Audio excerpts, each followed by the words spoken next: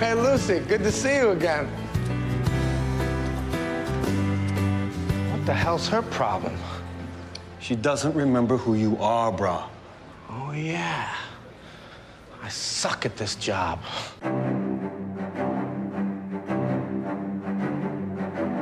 Hey everybody, welcome. My name is Matt, and I'm here with Andrew. Today we're going to be talking about 50 First Dates, how even forgetful Lucy is someone Sandler wants to grow old with, and the undeniable electricity of Drew and Adam continues. So grab your popcorn and Reese's Pieces, and let's break it down on the Post Credit Podcast.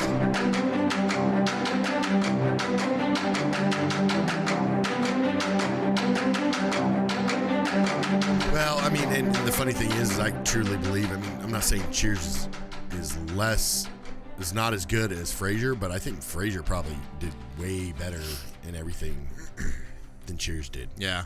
Now, I'm not saying Cheers is a bad show because I love Cheers, but I mean, Frasier I think just did it better. Yeah, you know? I do. I mean, more successful. Yeah, I think they're two different formats too. Yeah. So I don't know.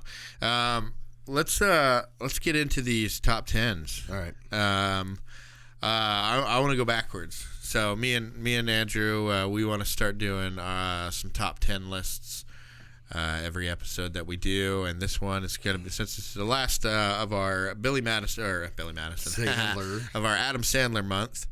And we're still going to do more Adam Sandler movies. Yeah, this is just like kind of our dedication, talking about the more popular Adam Sandler movies or whatever. But on this last episode, we're talking about 50 First Dates. But before we get into that, we're going to go over our top 10 list. So, top 10 Adam Sandler movies. What's your number 10? 8 Crazy Nights. 8 Crazy Nights. Now, I've seen a little bit of it, but I haven't seen the whole thing. I have to watch it every Christmas. Really? Yeah. Because I know he does the voice of the old man, too. He does the old voice man that talks like that. And his sister. He does the voice of his sister, too. Oh, okay, like a precursor to Jill from Jack and Jill. Yeah, he does. He does actually do quite a few voices in this film, I believe. Oh, okay. I want to say, I'm pretty sure he does a few voices. So, obviously that's like, he wanted to make a movie for, the Jewish kids out there around Christmas time and all that kind of stuff. So, because he does have a lot of Jewish undertones in all his movies. Obviously he's Jewish, but he seems to kind of incorporate it quite often, but he doesn't really make fun of it. If you notice, like, he doesn't really make fun of, he'll make fun of almost anything, but that's definitely something he doesn't really make fun of. Yeah. His Jewish faith. I think he's proud of it. I think he's proud of it, and he just, he incorporates it and stuff. He wears his yarmulke whenever he can and all that kind of stuff.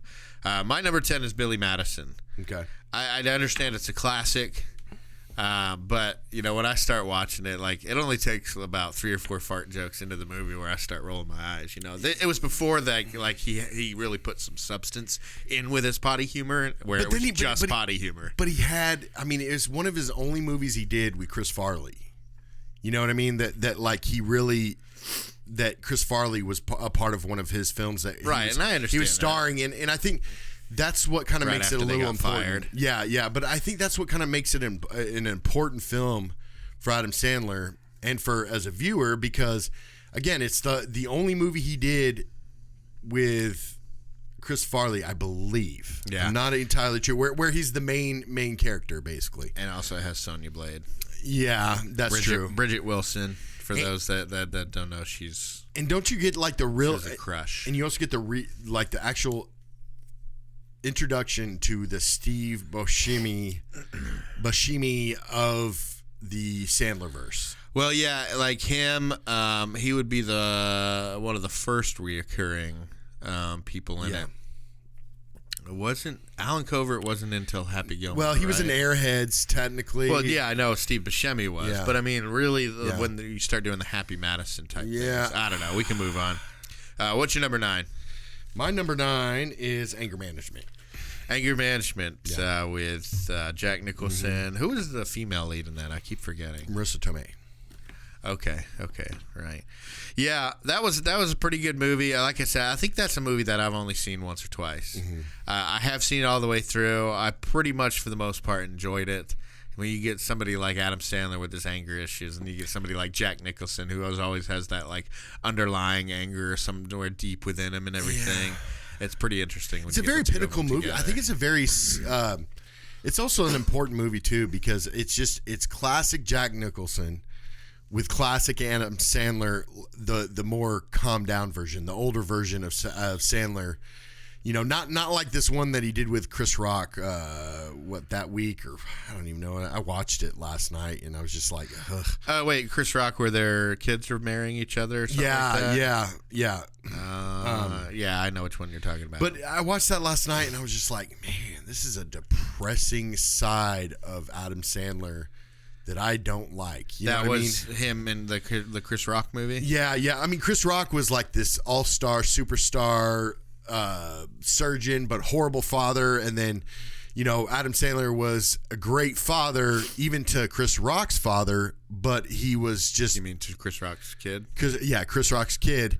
He was a great dad to both of them, and all his kids and everything. But when it came to his success in life in general, you know, like I'm the Adam Sandler in that. Well, I mean, I'm just kidding. Yeah, but it just, you know, Chris Rock was like, well, you know, I gave up all that, you know, being a father so I could be successful in my career. Yeah. So that was kind of around the anger management time and all that kind really, of stuff. So. Yeah, and well, that one came out in 2018. I think anger management came out a lot earlier than that, but it was just kind of like a pinnacle Jack Nicholson and Adam Sandler right before he just kind of he got some serious weirdness going on, and then he came back to us, you know, when he started doing movies with Barrymore and come back to us, Adam. Stop doing those serious things that make us cry. Yeah, it was come right back to the potty humor. Yeah, and plus with all the characters in that movie it was phenomenal. We get John Turturro again. Yeah, see, that's what I'm saying. I don't remember the movie enough to be able to talk about it or who was in it or whatever. But I do remember it being pretty good, and I remember the weird slow mo with Jack Nicholson going.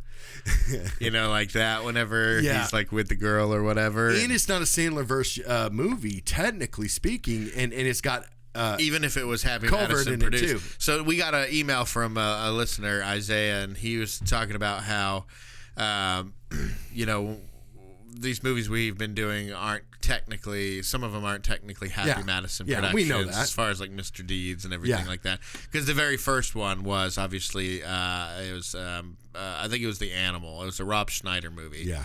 Maybe it was what was the other Rob Schneider movie? Deuce Bigalow. I think it was Deuce Bigalow. Yeah, I think that was the first Happy Madison one. But we're more meaning Happy Madison style production. Yeah, because I mean, again, Adam Sandler movie and all his friends and everything. Real quick, my number 9 is no, you're good. Just trying to blow through these. My number 9 is Airheads. Okay, and that's, you know, obviously you have Steve Buscemi, but you also have, you know, Brendan Fraser. Good thing you said Sandler movie top 10 because that one's kind of out of the Sandler universe in a way. It is, and but it's not a starring role. No, it isn't. But I had to put it in there because I enjoy watching it every once in a while. And like it was before Adam Sandler, you know, really hit a stride. He was still trying to figure things out. So in this movie, he is a very you know, very shy, timid type of person, very soft-hearted guy. I think he's like the drummer or something. But he is. He's very just like soft, timid, and just like, you know, and there's a romantic subplot with him, and I think one of the kidnappees and all that kind of stuff. But if you've never seen the movie and you don't intend to watch the movie, okay. But what if they do intend? Don't say a spoiler because they might intend to. I'm so confused. Here, let's just move on. Okay. Well, no. I mean, I'm just saying, if you've never seen this movie, at least watch the scene where him and Alan Culver are outside, and Alan Culver's a cop, and it's just him outside, and he starts doing the robot, where he's thinking Alan Culver's matching every single thing he does, like it's almost like a mirror because he's obviously an idiot. Oh, that was Alan Culver? Yes, that was Alan Culver. Okay, yeah, it was. He was a cop. Because I was like, was he in that movie? Yes. I was like, I remember him being in that movie, but I just realized that maybe he was in that movie. Watch that scene between them because Adam Sandler is like bar none. This is the Adam Sandler that we all enjoy because he's an idiot. Oh, I do remember that scene. Yeah, whenever they were talking with the negotiators or whatever, and he's kind of like, and he tries to do the robot, and the cop's he has like to run back in and everything. Like, what? What's your number 8? My number 8 is I Now Pronounce You Chuck and Larry. Oh, that was a good one. I don't know why I didn't put that on my list. Yeah. It touched on a bunch of sensitive stuff, but it did it so good, I thought. That's why I actually enjoyed this type of movie. And besides the fact of being an Adam Sandler movie, I mean, you get the real introduction to having Kevin James. That was the first time Kevin James had a star because with Adam Sandler. This movie we're talking about today, 50 First Dates, is the first appearance of Kevin James. Yes. And it's before he started really getting popular outside of TV. So they must have been friends from earlier on or something like that because the ghost of Chris Farley came to him and said, This is me and reincarnated. Well, my number 8 was Uncut Gems, and I know you haven't seen it yet. No, I have not seen it. And again, as big of a Sandler fan as I am, I have not seen it, but I've been waiting to find the right time. I will say it's like the movie is more about the movie than it is Adam Sandler. You know, whereas most Adam Sandler movies are about Adam Sandler. Yeah. This one is more about the movie and more about the plot and everything. But he just gives an amazing performance. I've never seen Adam Sandler do anything like this. Even in Punch Drunk Love, he was just a little different than he is here, and it's the most stressful movie, or at least top. So it'll give me anxiety. It's something I don't want to watch then. Well, yeah, but here's the thing. If you understand, look, this is only going to be for 2 hours, and it does give you a release at the end and everything of all your stress. But that movie, it's like you just ruined it for me. It's like filmmaking genius in the way that it builds the suspense, and you're just like, by the end, you're just like, oh my god. I'm gonna have to look at that movie differently though when I watch it. I'm gonna have to look at it as being, you know, not a Sandler fan, but just a movie fan in general. Yeah. Watch the movie and then make my decisions afterwards, because I feel like if I go into it watching it like I'm a Sandler fan, because then you're going to be waiting for him to do some of the Sandlerisms. Boopity bop bop. Yeah. So if you look at it and say, okay, I know that he's not going to do any of that. This is a finally, you know, one of the rare Sandler movies I can try to take him seriously in and everything. Then you watch it, you're going to get a good experience. What's your 7? Okay, it's one that you're not a fan of, but I love, and that's My Boy. Oh, okay. I love anything Andy Samberg does and anything Adam Sandler does, I'll watch. It's very hard to find either of those actors in a film that I don't like, and to have both of them in the same film, who I kind of feel like Andy Samberg is the reincarnation of Adam Sandler, in my own opinion. Yeah. Just a little bit more toned down, I guess you could say, but it's so hilarious. And the fact that he has a New Kids on the Block tattoo on his back with a bunch of stretched alien heads. Well, Adam Sandler is more about the punchline. Yes. Whereas, you know, Andy Samberg, a lot of his is the physicality of it. His face, the facial expressions he does, and the way he reacts to something, just like real offhandedly and all that kind of stuff. So but they're both impressionists. You know, they impersonate other actors and things like that so well. But the problem is they can't. They're not like some of these other people that do impressions that can do thousands of different people. They're kind of pigeonholed, just like with Andy Samberg does a Mark Wahlberg impression. But that's really, you know, he's very good at impressions, and so is Sandler, I think. Yeah. Mine is Waterboy. My number 7 is Waterboy. I really like Waterboy. It's just not up there in the top 5 for me. Yeah. Just because, like, you know, we obviously know he's doing a voice. Yeah. And to that, there's been certain movies where I can just watch it and accept it. This one, I feel like throughout the whole movie, I'm aware that he's doing a voice. But Kathy Bates was so amazing in this movie, though. Yeah, I know. But I mean, it was so far that way. Yeah. Almost like That's My Boy. It was so far that way where it almost kind of like made me go, oh, this is getting annoying. And it gets grating or whatever. Yeah, but, and this is my number 6, so we can still talk about this. Okay, so number 6 is Waterboy. Yeah. Now, I think the problem with Waterboy, it is still in my top 6, obviously, but my problem with Waterboy is I felt like he was just like, hey, okay, let's see how stupid we can make a movie, how dumb and just absolutely outlandish, does not make any sense out of anything. Yeah. But let's make a movie so stupid and see if people actually enjoy it. And guess what? People enjoyed it. Of course, because there was Adam Sandler was in his peak heyday. I always say like Big Daddy, around that area. That time was when like he was at Little Nicky and all that kind of stuff. You know, that's when he was like peak. By the way, I don't have Little Nicky on here. I do, you know. Okay, but I enjoy that movie a lot. I just wouldn't have it on here. There's a couple things in it that make me go, I can't make it one of my favorites or whatever. But yeah, Waterboy. between Kathy Bates, between all the Sandler cameos, You the can happy. do it. Yeah, I think that's the first time we get that. And right? it is the first time we get the redneck Rob Schneider, who always plays what is deemed nowadays as offensive, stereotypical characters. I don't agree with that assessment, but whatever. But yeah, so because he's a minority too, right? But you know, it's just yeah. I guess he feels like he's allowed to do that. Yeah, I think we should get into him someday. Yeah. But anyway, so then you see your 6 was Waterboy. You're correct. Yeah, and good old Bobby Boucher. My number 6 is Bulletproof. Oh, I forgot about that one. I forgot to put that one on there. I love that movie. I love that movie, but it's the last one that I have on the list that's not really Happy Madison style.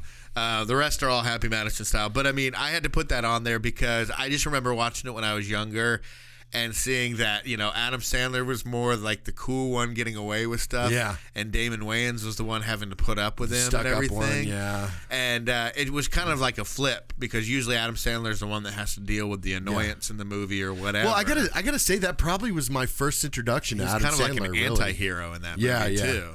I mean, besides like Airheads, you know, I kind of feel like that was more of my first introduction to Adam Sandler, like. Him and Damon Wayans were good. Oh, I'm kind of irritated they didn't find a way to sequelize that, you know? Make at least a sequel or a trilogy out of it. Yeah. Because those two together were amazing. You know what they should do for the sequel? Put Jim Carrey in it and Damon Wayans. And just do Jim Carrey and Damon Wayans. I mean, they I don't know. Jim Carrey's past his prime. I know, but they worked together back in the day. Yeah. You know what I mean? In Living Color. Yeah, and in Living Color, you know, that was good. I remember Blank Man with Damon Wayans and stuff, where he made the fire sheet, chief. They made the sheet as his cape and everything Yeah. like that. I'm Blank Man. You know, he had his glasses. Oh, I know. And then Jim Carrey doing like the Fire Marshal Bill. Fire Marshal Bill, yeah. When he let his teeth show like that, Fire Marshal Bill. All right, top 5. What's number 5? All right, number 5, I have Little Nicky. Okay. Now, that movie was interesting to me because POD did the soundtrack for it. That's the main reason I like the movie. And, you know, Lucas was into that, and we were kind of into that and all that kind of. But, I mean, it also has, like, Zebrahead. It has 311. It had, you know, the soundtrack for that. That soundtrack, even Blindside, I think, was on that. But I mean, the soundtrack for Little Nicky alone was just amazing. Yeah. Incubus was in it. You had Filter doing Photograph. You know, do you want to take my picture? I just thought again that one was pretty ridiculous as well. You know, I mean, with just everything they were saying. I would almost say that's the most outlandish because I mean, he's literally the son of the devil. And but it's played in a cartoonish way. Yeah, you know. But then you had like you have some big name actors in this film too. And you got like the guy who played his dad in 50 First Dates as like the little clerical guy for the devil. You had Adolf Hitler who gets Mr. Blonde. Who's Mr. Blonde in Reservoir Dogs? The main. He's a very popular actor. Anyways, he played the devil. Oh, it's on the tip of my. Yeah, and then but then you have Rodney Dangerfield playing the devil's dad. Like one of them was like named Satan, and the other was Lucifer. I don't know. But then we also had Patricia Arquette in it too. You know the main female role, which is weird because she plays something completely opposite than what she does. She plays this like nerdy girl with glasses, really soft spoken. Do you remember that? Yeah, and then she plays in maybe that's where she got the stigmata. Harvey Keitel is what I was trying to think of. Okay, we want to apologize to people out there. This guy is a legend, and we could not come up with. Here's the thing: we have all this knowledge in us. It's just sometimes you have one of those bad days where I just can't think of the name. I know it, and I've said it probably one of the greatest times. Actors of all Maybe time. even at one time they were my favorite actor. Yeah. But sometimes I just won't remember the name. Okay, we got to get past this. Okay. Not my number 5 is Happy Gilmore. Don't have to say much about it because we've reviewed it already. I'm disappointed in you. Great movie, but I had to at least put it in my top 5. Yeah. But there are 4 other movies that, and I'm talking about like these top 5 are like the ones that I will watch over and over and over. No problem with. The other ones I'll watch every once in a while. You know, Waterboy I'll watch every once in a while. Uncut Gems I haven't seen since the first time I saw it, or maybe I've seen it. No, I only saw it the first time. So, you know, different things like that. Billy Madison I won't really watch that much, but it's iconic, so I had to put it at number 10. But yeah, Happy Gilmore, it's all right. I just watched these other 4 before I would watch it. Yeah. So, what's your number 4? Did you already give me your number 5? Yes, Little Nicky. Yeah, Little Nicky. Okay, what's your number 4? Billy Madison. Okay. I didn't want to put it all the way up on the list. I mean, I know it's his kind of his preview to Adam Sandler, type film, but it was good. But like you said, it's just kind of one of those ones I could probably watch every couple of years. It has it's no big deal. Veronica Vaughn. So hot, want to touch the hiney. Yeah, oh, wait, you can't say that anymore. It kind of got a little weird for me because it was just there was lots of kids in this movie, and then there's a lot of weird people. And then they have a strip study session, as well as a perverted Steve Buscemi principal and a Steve Buscemi who's gonna shoot a bunch of people, and the perverted wrestler principal who it's really weird. Who played the child advocacy person in Big Daddy for CPS? Yeah, it's really weird. It's kind of weird. I mean, if you really think about this movie, you're just kind of like, okay, there's some creepy stuff, with the way it was. But I mean, I guess it worked great for him. Yeah, my number 4 is Mr. Deeds, which we just did last week. Those of you who thought we did Punch Drunk Love, go listen to our Punch Drunk Love episode. It is a hidden episode. It's an April Fool's episode. We actually did Mr. Deeds on that one. So if you get a chance to listen to that and you don't want to listen to Punch Drunk Love, go listen to that. Well, I wanted to add to that, Mr. Deeds was probably my 3.5. Stop making out with your mic. Well, before Billy Madison, and then after my number 3, which is Wedding Singers. Okay, so your number 3 is your number 3 is Wedding Singer? Correct. Okay, obviously we've already talked about that as well. I have that as my number 2. Mm-hmm. So I'll just get my number 3 out of the way. My number 3 was Big Daddy. Okay. It almost moved up and bumped Wedding Singer out of the top spot when we redid it this day. That's crazy. I just can't. I can't do it. I can't put an Adam Sandler, Drew Barrymore classic below it. That's why my top 2 are obviously Drew Barrymore movies. But Big Daddy. But you liked The Wedding Singer was your number 3, right? Correct. Okay. Which is kind of funny if you think about it. I did not put Big Daddy on my list at all. I love the film. But there's just so many good ones. It's just so many good ones. And Big Daddy is probably, I'll give it number 11. I'll let Big Daddy have number 11. An honorable mention. Just like 3.5 in or Jackass 2.5 or whatever. Something like that. Yeah. So, okay. So you got Wedding. What's your number 2? 50 First Dates. Okay, I got that as my number 1. And what's your number 1? Happy Gilmore, baby. Happy Gilmore all the way. All right. Yeah, I got 50 First Dates as my number 1, and Wedding Singer is my number 2. I got my 2 Drew Barrymore, Adam Sandler's up top. Blended is really good. It's just not as rewatchable as a lot of these others. I probably put Blended within, So let me ask you this: 11, take 12, take away Drew Barrymore from Adam Sandler films. Okay. I'm not saying that can ever be done or should ever be done. I'm just saying take that away. How would your list look then? Well, we would have to take away the movies 50 First Date and Wedding Singer. Correct. Because I couldn't imagine those movies with a different person in it. I just wouldn't be able to fathom that. So altogether, Big Daddy would have to be up there. Big Daddy would it just be moved up, or would it be kind of rearranged a little bit? It would probably be Big Daddy, somewhat moved up. There might be a couple things moved around. Just because I put some in lower spots because the 2 Drew Barrymores were the top 2 or whatever. But so I mean, besides ratings and looking at statistics and things like that, but all in all, what do you think Sandler's greatest movie, and what do you think other people think is his greatest movie mainly? That's a loaded question because the most important movie I think for him was Happy Gilmore or Billy Madison. I think you can kind of interchange those two. It's about the same time or whatever. Get it? Because that was life-changing for him because then he found his niche. Right. He found where his sweet spot is, and whether he got panned by critics or whatever, he stuck with it, and he's super rich now and all this kind of stuff. Well, do you think it's a generational thing, or do you think it's like... I think his best movies are Uncut Gems and 50 First Dates. Right, I mean, obviously we're talking about acting. If we're talking about funny moments and everything... Mr. Deeds may be funnier than Big Daddy, So, I enjoy Big Daddy more because it's got a lot of heart and stuff. But then Mr. Deeds is actually funnier, I think, than Big Daddy. So, I mean, you have to kind of interchange. Well, what do you think is his funniest? Well, if we're not talking about Drew Barrymore movies or whatever, or I don't know. I think his funniest. I have to think about that. In my opinion, his funniest film, that just made me laugh the entire time is That's My Boy. I just could not stop laughing in that movie. That shows how the difference between us, because I was sitting there rolling my eyes, and I think I actually turned it off. I just thought it was so. I mean, it was very vulgar. Don't get me wrong, but it was just so hilarious. But I guess my question before, I was trying to ask, say if we were walking down the street and asking somebody to, hey, what's your favorite, Adam Sandler movie? And I truly believe, I mean, in my household at least, if you were to ask anybody in my family, they're going to tell you 50 First Dates. Yeah. Yeah, and gun to my head, I'm going to say 50 First Dates, because that's my all-time favorite Adam Sandler movie. And it was reaffirmed when I watched it again this weekend and again earlier this week, because I watched it twice, which is something I haven't done for the show, but I had to because I just enjoyed it so much. I mean, it got to the point where I started watching this at work a little bit, and I had to stop because I'm like, I can't concentrate on it here. and the first 5 minutes already had me laughing so much that I just stopped. Like, whenever she's like, "Why didn't you tell me you were in the CIA?" So yeah, and with this movie, it's very. I don't think Adam Sandler. I mean, don't get me wrong. Again, it's number 2 on my list. You know what I mean? Right. This movie, but it really just doesn't. Adam Sandler's not the funniest part of this movie. I feel like.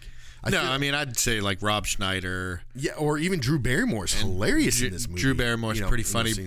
But I mean, it's not all about the comedy in this movie. No, this is a true rom-com. Yeah. Whereas the other ones, his other movies, I would say they're more Happy Madison style. We're making up our own terms here. It's fine. So, our own, I would say it's like those Happy Madison type movies where it was more about Adam Sandler's whereas you have movies like Big Daddy or this, where it's about the story first and then the Happy Madison comedy and different things are kind of added to it. Yeah. And they're like more secondary. Yeah. But this movie, I decided after I finished watching it, I had this huge grin on my face, and I was like, this has got to be this. I think it's my favorite rom-com too. Yeah. It used to be things like My Best Friend's Wedding or different. There's a couple others that I had in there, but 50 First Dates has got to be my favorite rom-com now. It's such. I mean, it hits all different points. You know what I mean? You got the comedy, you got the drama, you got the romance, you got the, you've got. Even awareness to disabilities in a way. You know what I mean? Yeah. And not even to real disabilities that sound made up. Right. And but you got a knowledge of it and of somebody that because Drew Barrymore didn't play like an injured animal, I guess you could say. Like, you think that she would act, when she finds everything out, she'd just act like an injured animal. But in this role, she didn't play like an injured animal. And, like with Wedding Singer, she kind of played, halfway through the movie, played kind of an injured animal in a sense, where, it was just like she was just on her seat waiting for some sort of emotional rush, where in this one, she just, I mean, again, because of her mental disorder, she was just kind of really wasn't like she was a strong force in this movie. Yeah, and that's what I like about Drew Barrymore is that in her roles, and I don't know if it's just because of her or the directors that work with her or what, but in her roles, she's okay with being vulnerable. Yeah. She can be a tough ass chick, and like Boys on the Side and Mad Love or different movies, San Clarita Diet, different things like she could be a tough chick, Charlie's Angels and everything. But even in that, she's kind of sweet, Yeah. And she's like in a lot of her. I mean, ever since she was Gertie in E.T., she's had that lisp, that sweet voice, and that sense of innocence. Now, her past is not innocent at all. No. But I mean, she's always had that air of vulnerability, that air of innocence about her that I've always loved, and that she's okay with. And it's like, it's just because she's a female doesn't mean we have to try to make her stronger than what needs to be or whatever. It's okay to make her this sweet, vulnerable woman. Well, she's sweet and vulnerable, but at the same time, like you were saying, she's tough. But it just goes to show, her chops. I mean, she's a damn good actress. I mean, extremely well at her trade. I mean, she does such an excellent job at her trade. And the fact that, she could play different types of roles, but all in all kind of associate that wholesome and cutie and just seems like they're having fun no matter what they're doing type actress. You know what I mean? Right. And I just kind of feel like she just really embodies that wholesome, actress. And again, I mean, that's why she's so successful, because it doesn't matter what she does. She's usually pretty darn successful in what she does. Yeah, does she have a little bit of a niche? Yeah, a little bit of the rom-com niche. She's got that going for her. But at the same time, she can still play serious, damaged roles. She can play life of the party. She can play a tough, bad chick doing, Charlie's Angels flips and shooting guns and all kinds of fun stuff. And then, go and do, Never Been Kissed or something like that. Go from one to the other. Such drastic difference. Yeah, I agree. She's a force of nature. That's what I like to call Drew Barrymore. She is a true force of nature, kind of like Sandra Bullock's character in the movie Force of Nature, or anything she does for that matter. But she's just she is. I can't help but smile when I see Drew Barrymore. It's not an attraction thing either. I mean, obviously she's absolutely gorgeous and everything, but. You know me. I'm not. The blonde thing or whatever. Yeah. But it's one of these things where her smile makes me smile. Her laugh makes me laugh. I'm sure that's not with everybody, but you have that person every once in a while. And there's a few actors out there like that where you just. They click with you. Something about them, and it's not about the attraction, or at least not just about the attraction. It's just that person clicks with you, and that person portrays characters in a way that speaks to you. Yeah. This movie, obviously, we're doing today. It's called 50 First Dates. Came out in 2004. It was directed by Peter Siegel, written by George Wing. This guy, George Wing, I couldn't find much on him. It's really like 50 First Dates is like the only thing that he's done. That's from what I've seen, but. Peter Siegel, and notice I didn't say Tim Herlihy, because there's no writing credits for Tim Herlihy. This is like the first movie all month that we've done where he didn't at least say, hey, let me write a few things but in there. But it felt like a story that, I mean, I'm sure that must mean that Adam Sandler probably has a lot more invested into the story and the writing than we think. It's probably like uncredited or whatever. But this Peter Siegel, though, he's directed a lot of stuff. He did the last Naked Gun movie, 33 and a Third. Siegel? Nobody cares. I love those Naked Gun movies. Those seriously, Seagal, I think. Yeah, but he just did the third one. Yeah. But he also did Tommy Boy. He did Nutty Professor 2. He did Anger Management. Yep. Obviously, he did this one. He did The Longest Yard. So a few Adam Sandler movies. He also did Get Smart with Steve Carell, which I love. I love that movie. And I think The Rock is hilarious in it and does a great job. Grudge Match.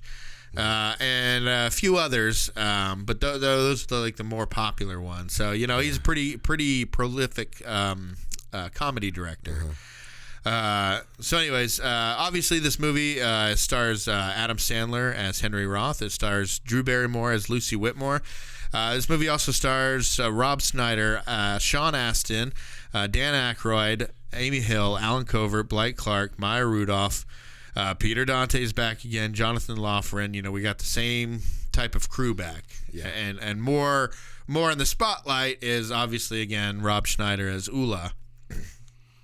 Yeah. Which he's gotten a lot of controversy with his certain characters that he does. Some people say that it's racist type of characters, stereotypical characters. I see it as, ever since Shakespeare's time, we've been having, men doing women's parts and different things like that. That's what acting is. It's somebody else doing doing a portrayal of somebody else. Yeah. And I try, I don't like to look at the whys or whatever, but why ask why? Yeah, just to get into the plot real quick before we get into everything else. The plot has to do with Drew Barrymore has a condition. It's called anterograde amnesia, I think is what it's called. It's one of these things where you can't create new memories. You keep all your long-term memories, but you can't recall new memories. You can. So basically, the way it's explained, the way I read, is that your brain stores them. Your body receives them and stores the memories, but they can't be recalled. So you have them there, but you can't recall them in your conscious. Okay. So it's not like you're not creating them. You have your short-term memories, and then when you sleep, your short-term get turned into long-term memories. whatever. So there's actually a couple real life cases of this. There's a woman named there's a woman named Nikki. I think it's Pegram or something like that. And she's like a real life Lucy, but she's in England, and she has it, the interrograde amnesia. But like if she'll take like little cat naps, then she can still retain the information from the day before. Like if she only sleeps for about an hour. I'm kind of wondering if it's like just a serious blank slate like Drew Barrymore in this movie, or is it like 90% of it maybe? What do you mean blank slate? Well, with this disease, because it is a real thing, but what I'm saying is I wonder if it's exactly like Drew Barrymore's character, where it's like literally a clean white. That's what they slate. say. They say it's like she'll remember her significant others or whatever, but she won't remember anything else. So it does wipe the slate then. Yeah, basically. like it's explained as their brains are able to encode new memories and store those memories, but the memories are made inaccessible to that person. In other words, the person doesn't realize that the memories are there and that they exist, but they are. Yeah.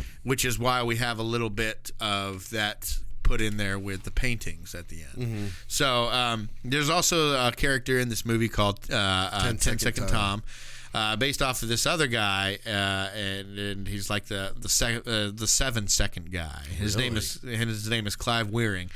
He used to be a composer, but he got a virus that destroyed parts of his brain. So when they have they'll watch him, and he plays the piano amazingly. He's playing like Bach and Beethoven, all this kind of stuff. And they say to him afterwards, they're like, do you get emotional? Do you still get emotional when you played music? And remember, he had just played 2 minutes ago, and he goes, I haven't played or heard music since I've been sick, since I was sick years ago. And they're like, well, you just played something 2 minutes ago. He goes, not known to me. So it's got to be weird for that, because when you talk to him about it, he's like, I haven't heard music. I don't remember ever hearing music or ever playing it. You just did it 2 minutes ago. I've forgotten it by then. So that way, it's not just like you have a memory of forgetting something. Once you forget it, you no longer have memory that you've ever known that. So it's not just like forgetting the event, it's just forgetting that you forgot the event. So it's like, I haven't heard music. You just played us music. It's unconscious to me. Because I have no conscious recollection. And to go through life like that, it's apparently they say, like the family used to visit that guy Clive. But they would come away from it just damaged emotionally and heartbroken and stuff, and he would have no recollection of it, no emotional impact on him whatsoever. So his family just stopped visiting him because it was too hard on the family, too emotional for them. And either way, it doesn't matter to the guy, because he didn't remember that they came anyways. So they had to just stop visiting him. And it's like, that's got to be one of those terrible things. And so now the Lucy one. Yeah, but it's probably more terrible for the family, and the friends than it is actually for that person. That person might be kind of, it might be the only blessing they have with that, involved. Yeah. So. Now with the Lucy condition, that's more conducive to a Hollywood, movie plot about, love stories and stuff like that. As said by Henry in the movie, this sounds like something I would make up so I didn't have to call a girl again. So it sounds like a made up thing. It's 100% real. It's 100% just like it is in the movie. And that's what makes it so interesting. So you have something so tragic and so awful. How can it be in a rom-com that I'm saying is my favorite rom-com? How can it be in a sweet movie that's not just awful and has an awful ending? So that's what we're going to get into right now. So it starts off with a bunch of women talking about Henry Roth. And I've got to talk about this too, so keep going. Yeah, so it talks about a bunch of women who are talking about this guy who gave him a great time in Hawaii. One even calls him hairy pair of testicles, and everything. But one of them is Jackie Sandler. I don't know if you recognize which one. The dental assistant. Or the dentist, which one? Or whatever. Yeah. You think just because it's a woman, she was an assistant? No, I thought she was cleaning teeth. I don't even. Have you ever gotten your teeth actually cleaned by a dentist? No. Exactly, because they don't. Right on. So they go on, and then talking about Henry Roth, and then of course we have our quick little first Kevin James cameo, where he's like, and I don't know, maybe it's not the first time. It's the first time we've seen it with these movies that we've reviewed. But I'm pretty sure it's like, because I know it came before Chuck and Larry and Grown Ups and all the times that he was in those movies afterwards. And he didn't really do any. Kevin James didn't do such a anything else randomness with him. TV. You know, it's like he just kind of came along and just there you go. He fit the puzzle. You know, like you have all these actors or actresses that are kind of no-name people, right? Yeah. Not famous except for Jackie. But then you have, out of nowhere, Kevin James, at that time, very popular TV actor for, King of Queens and different things. But I don't know. So what were you going to say about this scene? Well, I think they could have left that first 10 minutes out of the film. Like, totally, it didn't really... like him running away? Well, no, that was kind of funny. I mean, they could have left that part in there. But, just interviewing all these people that are having fun in Hawaii, it was like... I just felt like it was unneeded. Like, it just really didn't do anything for the story. It didn't make... I wasn't like, oh, that's hilarious. I was just like, wait, this movie's... I've seen this movie before. I'm like, this doesn't really make any sense to have those people at the beginning. Well, it's a good setup setup to show Henry, to show that he has a thing, right? He has a thing where he only targets women that are vacationing there so that he knows it could be a quick break and they're going to go back to their home. Nobody's going to try to live there. Nobody's going to try to date him. It's just quick and done and over with. So it is showing that that's kind of his thing, and he's got a trend in it. Yeah, there are probably some other ways you could show that or whatever. But he instantly becomes like monogamous, like right away. Well, I mean, it's Drew Barrymore. Obviously. You? I mean, I get that, but I just felt like that it was just some unneededness in the movie. I felt like the movie would have, he was a player, they were trying to say, if he would have meant like some other girl came by and said, that he had a thing for before he even met Drew Barrymore, she came in and tried to, throw in a tornado there just to mess them up or something like that. I could see that why they would play that at the beginning, but he literally, as soon as he meets Drew Barrymore, he becomes monogamous.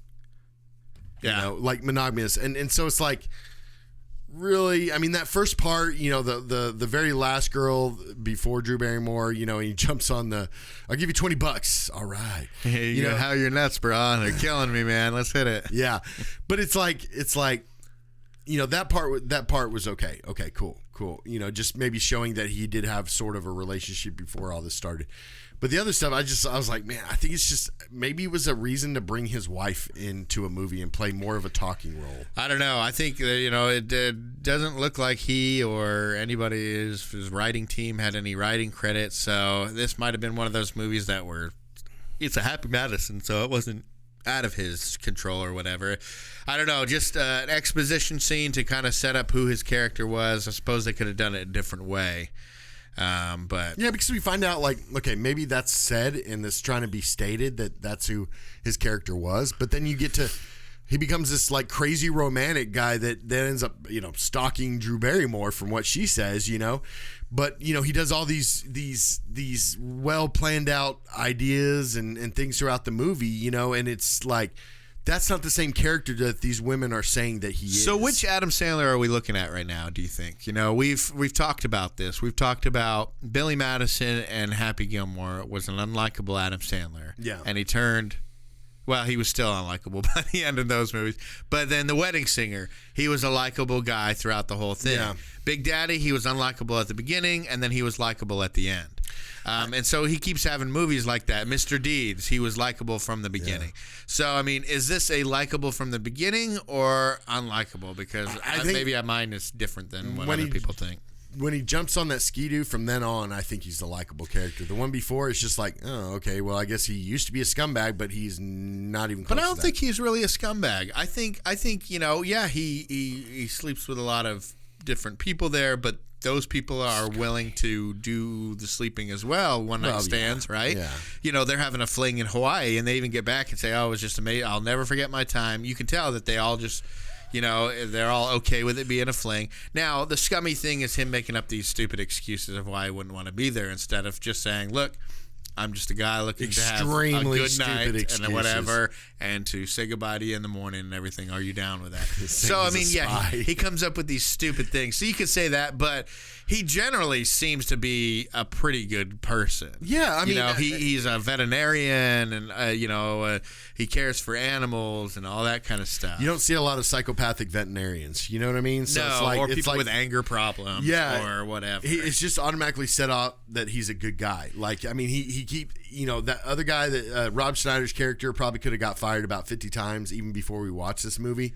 His character could have got fired for just all the garbage he does, but Adam Sandler, like, kind of that's his buddy. That's really like his only friend, you know what I mean? And so he still keeps him on, and him and Alexa. Yeah, but Alexa, the only reason he messes with her because she eats a sandwich, but all in Played all, by like, Luisa Struss. Yes, but all in all, he's genuinely, he's our wedding singer type actor. Happy Gilmore's kind of and the Mr. Deeds type guy. Yeah. Maybe not as good as Mr. Deeds was, but yeah, it's one of these guys, and maybe not even as good as Robbie was in Wedding Singer, because Robbie was very soft-hearted and everything, whereas this guy's kind of a woman. But I mean, you find out responsible in this movie, and you find out in a real quick scene, he's like this because somebody cheated on him with her academic advisor, and so he like swore off all long-term relationships. I didn't catch that. Yeah, part of the movie. She said Alexa was saying something like, was it some person that slept with the water polo team or something like that? He goes, no, actually it was somebody named blah blah blah, and actually it wasn't, instead of the team, it was her academic advisor. I think I was making my protein shake. My protein shake. So anyways, this movie during that part. This movie is about this guy named Henry Roth. He's kind of a womanizer. He's into the one night stands, into just being with vacationers, so he doesn't have any long term commitment. He's he's a veterinarian and works at what appears to be a SeaWorld type of place, or at least maybe an aquarium in Hawaii. I think the whole state of Hawaii is an aquarium. Yeah, basically. But he works with mainly walruses, and there's a lot of unstudied stuff about walruses under walruses. I don't know why I said it like that. Walruses. Walruses. So he wants to work with walruses. Yeah, the first way you said it made me think of a walrus wearing a top hat and a cane. Walruses. So he wants to study what they are like under the ice, because they spend 2/3 of their life there, and it hasn't been studied that much. So he wants to take a trip up to Bristol Bay in Alaska and study the walruses up there. And so he has a plan. He's building his boat. He's been building it for a while, and the boat, he's real happy about it until it just falls apart and everything. The Sea Serpent. It's called the Sea Serpent. Sea Serpent. So very thoughtful in the name. Exactly. And you could have come up with a better name. Call it Happy. I feel like that. Wouldn't that be kind of cool? Call it Happy Madison or something like that. Something crazy. Just something to throw. I think that would maybe take viewers out of take it out of the movie a little bit too much, but. Sea Serpent. So he practices, making sure that the boat is seaworthy by sailing it around the island. It breaks down at a random spot. He has to end up taking a breakdown float of the thing almost, and it gets his wheel goes off. He ends up having to use a bike tire wheel later on to replace it or whatever. Anyway, so he has to take he takes his dinghy and his dinghy, and he goes to shore. While he waits for the Coast Guard. So he goes to this what is it? How do you hukulala? I'd just stop. Like, I wouldn't even attempt that. So anyways, he goes to this cafe. This cafe. It's a cafe, and he starts staring at this Asian dude. He gets real paranoid, and he's like, "Are you staring at me or her? Because you're starting to freak me out." No, he gets this little light shining in his face. He looks over, and he sees this woman holding a knife, who's shining the light in his face and everything. And she's just doing her own thing, just kind of building her little Waffle House and everything. I thought that was such a great scene. Like when you see, it brings your attention to Drew Barrymore with the spoon or fork or whatever it was, But it just put a light on Drew Barrymore. Like that was a great scene. Like that was the way it was. Videoed or the way it was shot, the way it was shot, it was just great. It was a good scene. In the trailer, it plays the song "Blinded by the Light." Yeah, when the little knife, the light reflects off the knife into Sandler's eyes and everything, and then there's like a slow motion shot of just her eyes and everything, looking over at him and everything, and she looks gorgeous in it. Uh-huh. But So he meets her and kind of flirts with her a bit. They talk for a good long time. Have a real great first meeting, and afterwards, they go outside and he's like, she says, "Oh, do you want to have breakfast again?" And he's like, "Sure." He goes, "Oh, well, I think yeah, of course I will be." And so you see, it's the first time like he's like smitten, actually fallen for somebody like in the first moments. And she does too, and obviously that's not going to last, but you could tell in that first meeting they both fell in love with each other pretty much by the end of the thing, because they got out in the parking lot. She's like, "Do you want to meet for breakfast again?" He's like, "Oh, sure, I'll be there." And they both go behind the van. They start dancing. They do their little dances and everything. And before, but he goes, "Oh my God," and she's like, "Oh my goodness," like they just met somebody who's going to be huge in their lives and everything, and then it all goes south from there. Yeah, and just totally disappears for one of them, at least. So that's the first meeting. That's what gets this movie rolling. But I want to talk about a scene before that, and it's when Jocko's not feeling too well. Okay. And Alexa comes and gets Henry. And it's like, Jocko's sick. You got to come help. So he goes and they try to fix Jocko. And he has Alexa, first dive to the bottom of the barrel, just trying to give her crap, telling her to go get the temperature of the pool. Jumps in and everything. The fish is to go get the ones at the bottom. So she has to dive all the way to the bottom. She brings don't it. care. And goes, "Oh, that's good."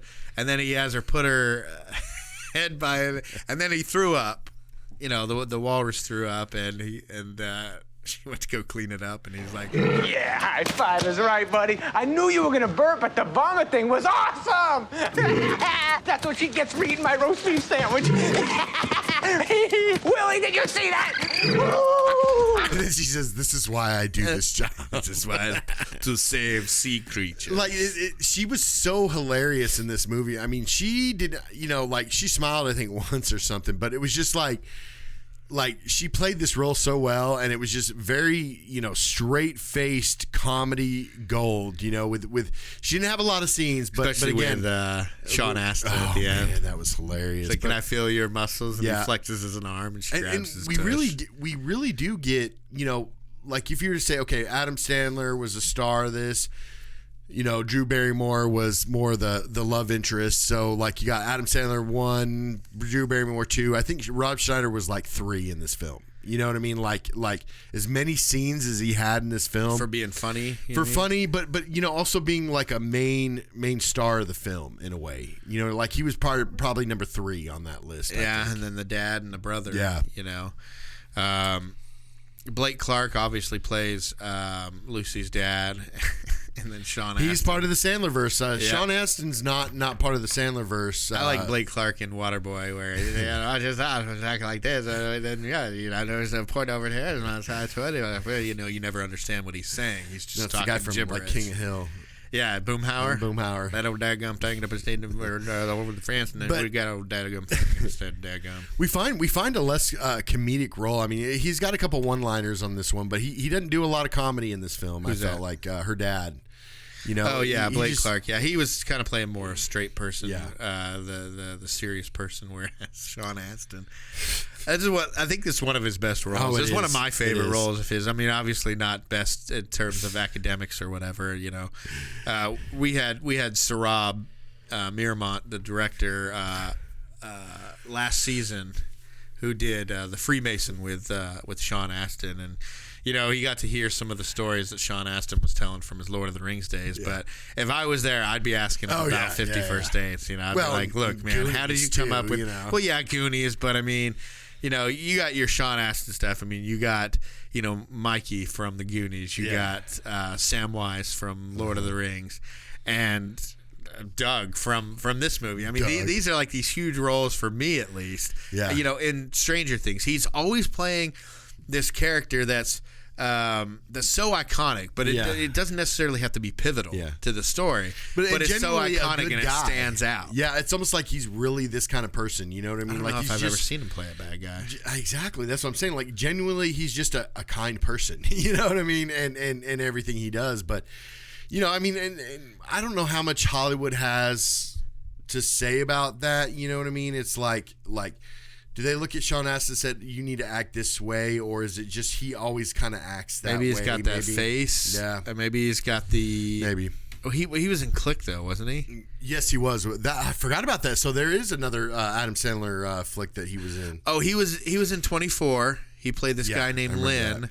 And he was kind of a bad guy in that. He wasn't really a bad guy, but he was a nuisance. One of these, not a terrorist person, but somebody that always got in the way of Jack doing his job and everything, or the rest of the people at CTU doing their job. Yeah. And then at the end, he did make a sacrifice, kind of like in Stranger Things type of thing. But anyway, spoiler alert, sorry. So anyways, but on top of that, he also slapped Alexa with a fish. You know, she's freaking out. He goes, "I'm sorry, I slapped you with the fish, but I had to calm down. Are you calm?" And she goes, "Yes, the fish slap calmed me down." You know. But so, it's like who thought of that? Like who thought of putting that character in this film to live in Hawaii, work at an aquarium as an assistant in a way, and be from Germany? Not only that, but the fish slap. Was it Russia or Germany? I don't know. But the fish slap, I mean, that's got to be an Adam Sandler thing. Oh, wouldn't it be funny if I slapped her with a fish? But it's one of those things in movies that you don't think's going to work, but works beautifully. Yeah. You know what I mean? Like, oh man, I'm just trying to think of another movie that does that. We got to think of some movies that don't, or things in movies that don't normally work, but for some reason this worked. Having a German 50-year-old woman, probably at most 50-year-old woman. I think she had some good makeup or something, because I think she was actually quite younger. I know, but I mean, you look at her and you're like, and the fact that she tried to hook up with the girl, and then she's like, it didn't work out. It didn't work out. Yeah. He said something like, I like the other thing too much. No, but very, very impressionable, I guess you could say. Yeah, her character. She likes the anyways. And you know who Spam and Eggs dude was, the cook at the cafe? He played E. Honda in the Street Fighter movie. Yes. I remember that, and like E. Honda got whipped, and then he comes out and just well, remember him and I think it was Balrog, the boxer dude. I think they were getting beat, or at least E. Honda was getting beat, and they kept whipping him and stuff like that, and he was just like taking it, whatever. But this guy, his role in this movie, it's like one of those things where you want to see more of him in Adam Sandler. Hey, peanut butter cups. They call him because and then Adam Sandler calls him, "Hey, Mister could kill me with one punch." but like both of them were like, they both were just about as bad as each other. You know what I mean? Like neither one of them was just Adam Sandler's character and his character. Like, they were trying to outcool each other and trying to look, be cooler than the other one. Well, they had bets going and stuff. Yeah, but like he just, both of them tried to outcool each other, but both of them pretty much look like a bunch of children. Well, Sue has to like roll her eyes at them because they have bets and everything. That's the only reason he's allowed back in the cafe and not like killed with a meat cleaver. $40. Yeah, and he's like $40, but then he wins with the crying and stuff. I can't read. So okay, before we get to that, so whenever he first goes to meet her and takes the toothpick and helps her out with the door and everything, "Hold Me Now" plays by the Thompson Twins. Hold me now, whoa, hold my heart, stay with me. So that played in The Wedding Singer. Yeah. So another the movie that she was in before. So it's the same two actors and now the same song. Now that played after he got done getting beat up by the old guy at the Red Wedding, at what I call the Wedding Singer Red Wedding. The Red Wedding. And he walks away and he's just like completely. He doesn't have anything. He doesn't have anybody that loves him. Drew Barrymore's got her own fiance. He's been dumped. He's at the bottom part of his life and everything. And this is kind of a good juxtaposition, I guess, to that is seeing now he has this new love that he has coming to life with this Drew Barrymore in their first meeting in this movie. So I thought there's a cool little connection with that song that was in there. Why don't you try this? It's kind of a hinge. Now, why didn't I think of that? Well, you're too close to the project. Don't be hard on yourself. You're right. Sometimes you need an outsider's perspective. Fresh eye never hurts. I'm Lucy. Yes, I'm Henry Roth. Nice to meet you. It's pretty. Keep up the good work. Wait, I see you're sitting there alone. Do you want to come and sit down? Sure, that'd be great. That's all right. Okay. So are you an architect? I am not. I'm in fish. Oh, that's where the smell is coming from. Yeah. I was feeding a walrus this morning, and I thought I got most of it off of me, but guess I didn't. I love that smell. No, you don't. Fish don't even like that smell. No, I do. My dad's a fisherman. He and my brother Doug, they go out to sea for months at a time. And I miss them so much while they're gone that when they come back, I just hold on to them for 5 minutes each. And they smell just like your hands. It's the best smell in the world. Well, my fingers are available for your sniffing pleasure anytime you need them. Okay. Ooh. I'm sorry. Somebody comes up and starts messing with my food, sticking toothpicks. Even if I'm building I could be building a dinosaur or something, you know. But if somebody comes and messes with my food, I'm gonna look at them like they're crazy. Like, And it was I'm weird not because gonna she be was okay with it at first, Yeah. but then another day when he tried it, she's like, "Oh, are you from some place where it's okay to put your hands all over somebody's food?" But I mean, I think it's true. Sometimes stuff like that happens where, you know, you don't like certain things and you don't like people doing this or that, but it doesn't really stand out to you, or you don't think about it until certain situations. You know. Yeah. So I don't know. It was weird that she, you know, that she didn't like it at first, but then she was okay with it. You know, during that first meeting, he's actually himself for the first time. Yeah. You know, he doesn't say he's a secret agent or make up all these things. And he even talks about his dreams and ambitions, you know, talking about what he wants to do with the walruses and go up to Crystal Bay. Sea lions are known for their athleticism, and dolphins are known for their intelligence. Walruses are known for their Tusks. their tusks. Also, their male parts can get pretty gigantic. Oh. Yeah, it's the second biggest out of all the mammals. What's the first? I think tattoo face. I like your laugh. I like you making me laugh. I hate to break this up, but we're setting up for lunch. Oh, okay. Sorry, Sue. So basically, he comes back the next day. She's like, "Okay, weirdo, get away from me. Why are you coming after me?" He's talking to her like he knows her. He's like, I was petting my walrus this morning and everything like that. And she's, of course, freaking out. Because if you had some random person you've never met come talking, I was thinking about you all morning while I was petting my walrus. And do you want to smell my hands? That type of thing. That's a little weird. So It really is. So he gets explained to Sue, the one who owns a diner. Like, look, she got into an accident a year ago on October 14th, I believe it was, 13th or 14th. And she has this disease now where she doesn't, every time she goes to sleep, her slate is wiped clean. Lucy is a very special person, very different from other people. Okay. About a year ago, Lucy was in a terrible car accident. Her father broke some ribs, but Lucy suffered a serious head injury. She lost her short-term memory. So she can't remember anything? No. She has all of her long-term memory. That's a different part of the brain. Her whole life, up to the night before the accident, she remembers. She just can't retain any new information. It's like her slate gets wiped clean every night while she sleeps. Hold on here. This sounds like something I would tell a psycho girl so she would stop calling me. Am I the psycho girl? I wish I was making this up. She has no memory that she ever met you. What about the pineapple picking thing? She says that every day because each morning she wakes up thinking it's October 13th of last year. She comes here for breakfast because that's what she did on Sundays, and October 13th was a Sunday.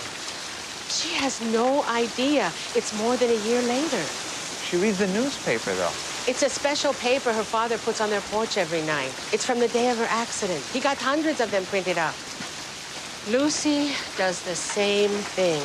every day. So now basically it's his mission for the rest of the movie to get her to remember him so he can be a part of her life and so she can be a part of his life.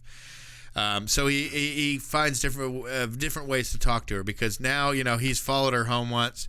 The father said, stay away from my daughter, all this kind of stuff. So he has to kind of stay. And so he said, yes, I will. And remember, he's keeping that promise. So this is still a good person. Yeah. He's keeping his promise to that girl, but he finds a little sneaky way to do it. He's like, okay, I'll stay away from the diner, but I'll catch her on the road and stuff. Yeah. So now, but let's go back to the diner with the crying situation because with that. But yeah. So that's after all that. Yeah. But yeah, one of the ways he makes a bet with the cook dude. And he's like, hey, if I can get her to let me sit with her and not, get her to go off, then you owe me $20. And he's like, all right, deal. So he does a couple things at first, like he'll come over and start talking to her about things, and she starts speaking a different language. He goes, "Oh, you don't speak English? That's weird," and everything. He does know what that she does exactly. And so he walks away, and the cook dude's like laughing, and so he owes him $20. He's like 20, and then the next time he tries again, he's like 40. And so he Adam Sandler keeps bombing whether Drew Barrymore says she has a boyfriend and what's his name? I don't remember. Oh my gosh, what did he say? I'm trying to think, but it was so funny because he said, "Oh, Ringo," and he goes, "Is his last name Starr?" She goes, "No, it's McCartney." So obviously she's not as. It's almost like the entire time. But that's right before she gets her car towed. Right. And she has a bad moment and everything. But it almost seems like, in a way, because we see that, his flirting does work with the scene that we were talking about, with the whole crying and saying you can't read. And I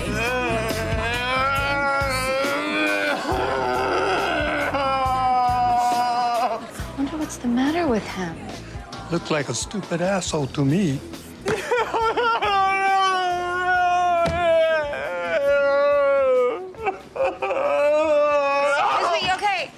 I didn't mean to startle you. Oh, that's all right. Are you okay? Yeah, I'm fine. I'm having a problem with something, but... Is it something that I can help you with? No. I just can't read. You gotta be kidding me.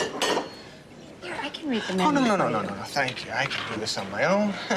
Appreciate the sentiment. I'm gonna get an order of the...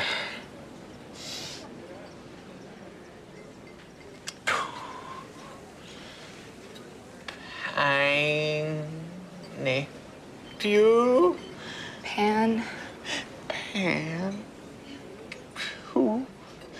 Pancake. Panclocks. Pancakes. Okay, I'll have pancake. Pancake. Pancakes. I'm so stupid. Don't cry. Stupid. Don't cry. she's like, why don't you come over and help me? And then we find out later on when he's walking her to their car.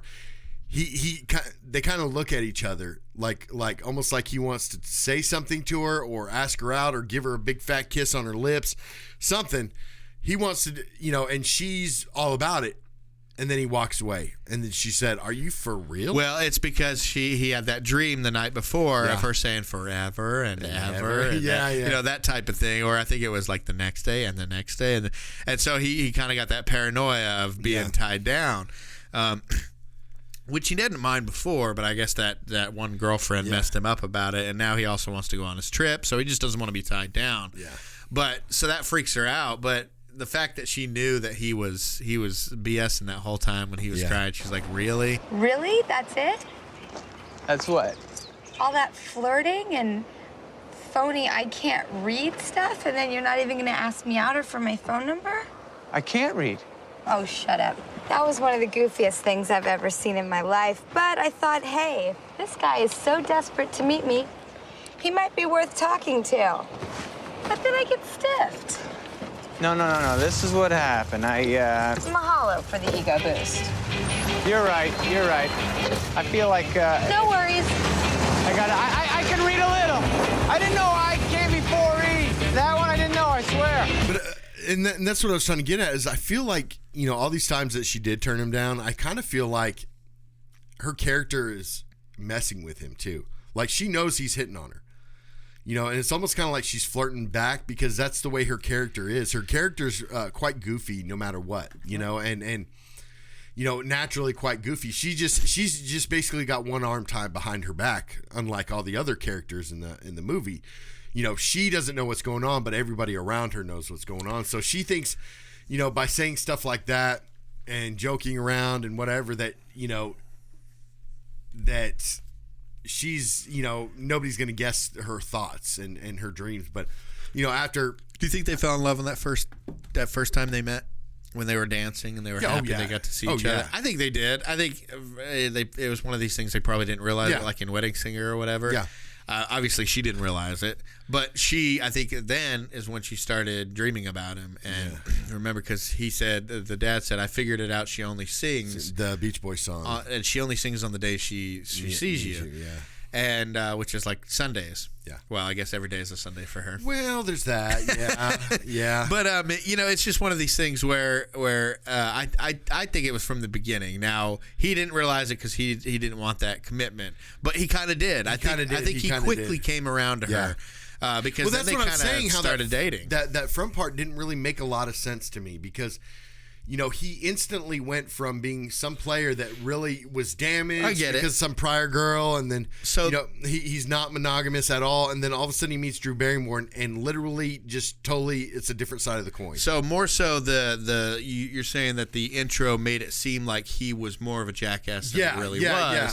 When you find out he really isn't. He was kind of a womanizer, but not in a sense where he was taking advantage. It was like they were just as aware of it as he was, but he would only date those women. The part that made him a jerk, only date those women because they would be leaving. Yeah. But does that make him a jerk? Because maybe they're just looking for a one-time romance, island romance or whatever. They wouldn't be talking to their friends and bragging about it. So, yeah, I guess you could say that kind of put him in a bad light. I think it's because they wanted to give his wife some screen time. I think it probably put him in a bad light where he didn't need to be in such a bad light, but it kind of set us as an audience back on our heels. Like, okay, well, this guy kind of seems like a jackass. And, you know, made his turn real quick. But, you know, then it starts all his little schemes out on the road then. Yeah. You know, all the times that she would drive by this one particular point. Yeah. Which has got to be like the most famous point of filming in Hawaii with those certain mountains in the background. Jurassic Park did it. Jurassic Park, Lost was there. All that. And like in that same same area. I'd love to go there one day, to be honest with you. You know, I mean, I wouldn't want to be... a tourist? No, I wouldn't want to be a veterinarian for walruses and go to Hawaii because that doesn't really make a whole hell of a lot of sense. I don't know though, but I mean, if that exists there, that's a nice job there. Well, no, I'm not saying that I wouldn't want to do that job, but logically speaking, that doesn't really make any sense. Well, I know how much you like animals, and you had discussed that. Like you kind of wanted to be a veterinarian. I'm like, Andrew, then you'd have to put people down, or you'd have to put animals down. Holy crap! Put animals down. I didn't want to be an assassin. That's how my veterinary practice works. I think Jeffrey Dahmer tried to do that too. Just a front. Yeah, but no. What was your favorite one of those? The moments of it, was it when Ula got beat with the bat? Yeah. Okay, this is her. Start beating me up. Make it look good. Give me the wallet. Okay, Howley, what do you think? You can come to this island? Eat our pineapple? Help me! Ow, not so hard. Take it easy. Trying to bang our women.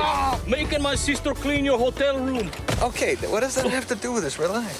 Hey, help me, please. Stop it, Howley. Whoa! Yeah, that's right. You got him. You got him. Enough. Are you okay? Yes, okay, yes. I'll be right back. Hey, come here. No. I think he's had enough. Oh, I'm sorry. Oh, my eye. You got him. Not good enough. Come here, man. He learned his lesson. What's your name? My name's Henry. You did good.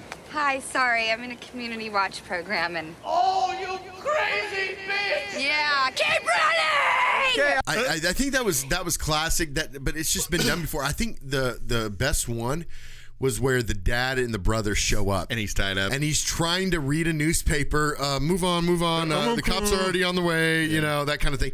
I thought that was just a classically well played scene because he I think when he knew he got caught. When you're done trying to trick my daughter with the kidnapping I know. stick, come by the house. Yeah, and see, for me, I don't know. As a father of a daughter, I might have been a little bit more violent. I want to say, I might have been like, "Oh, it's a good thing you're tied up because now I'm going to beat the crap out of you." Because let's come to terms here. Well, no. Here's the thing: he's stalking her though. Well, here's the thing: not really stalking. Well, it's stalking because of her condition, because she doesn't remember him, so he has all this information that she doesn't have. Right. So yeah, that gets a little creepy.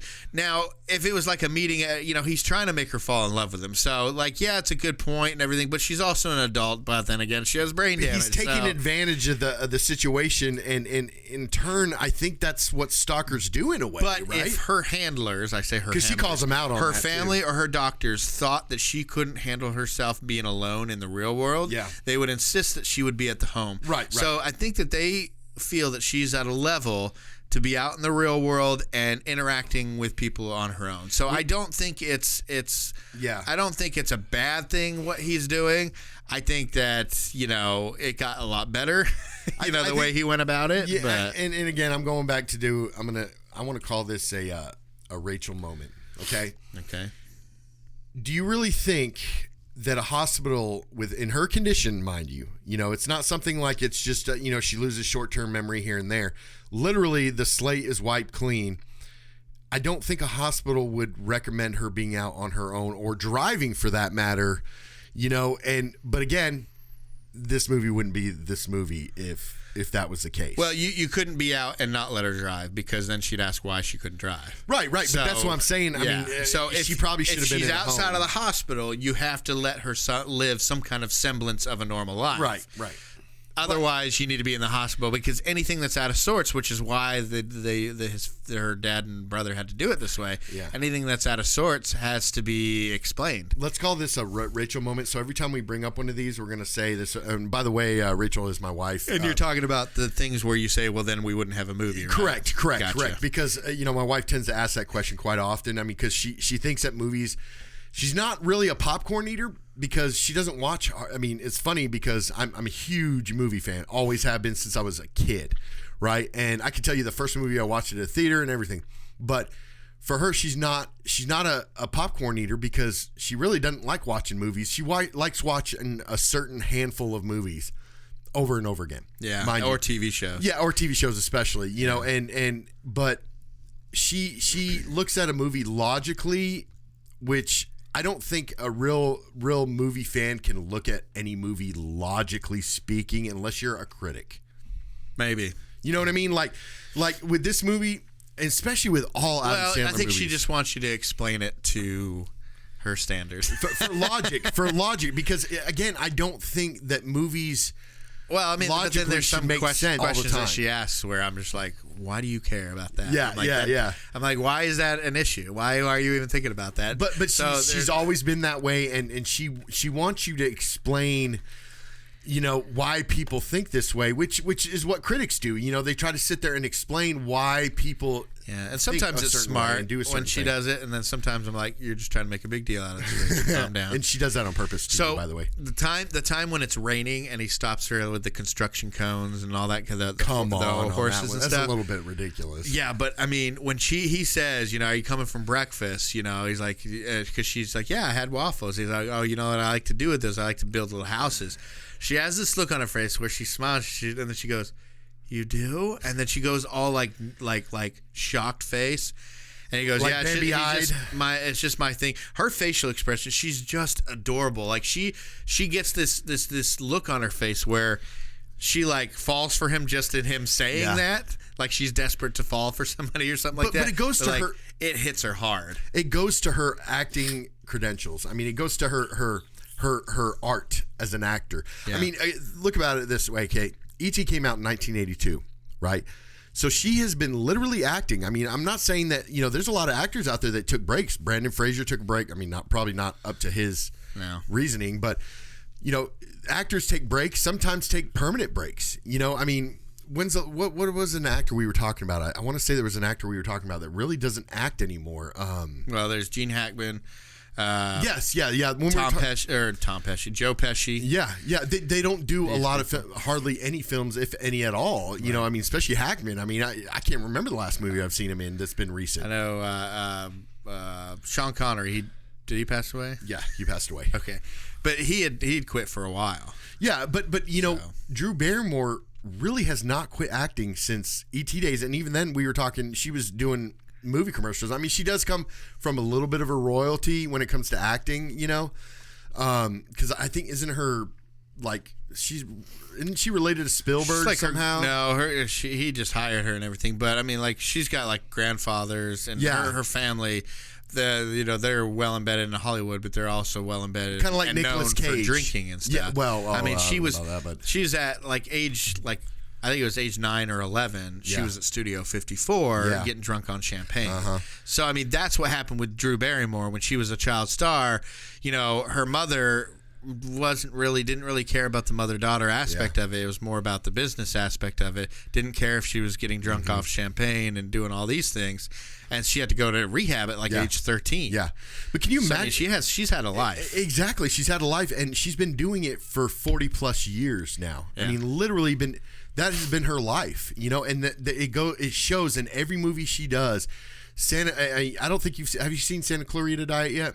Yeah, I've seen a few episodes of it. She's phenomenal in that show. I mean, it doesn't matter. She's one of those actresses or actors in general that can cross over to TV and cross back into movies, cross over to TV, cross back into movies. I mean, and you know, do all kinds of stuff. Like she did some stuff with Tom Green. Remember when Tom Green was like at the pinnacle of his career or whatever? When she married him. Yeah, when she married him. But she would do stuff with Tom Green, you know, and things like that. But it was just like, it goes to show how much of a phenomenal actress. I mean, like, you know, you're seeing actresses that it took them till look at Helen Mirren, right? Mm-hmm. It took her till she was like maybe 60 until she was extremely well known. Well, Alan Rickman didn't start acting until he was 40. Steve Carell, he was too. Like 40 or 41 when he said, well, Steve Carell had been around for a while, though. But he didn't blow up until he was in his late 30s, 40s and stuff. But I mean, all these people are phenomenal actors, just like Drew Barrymore, who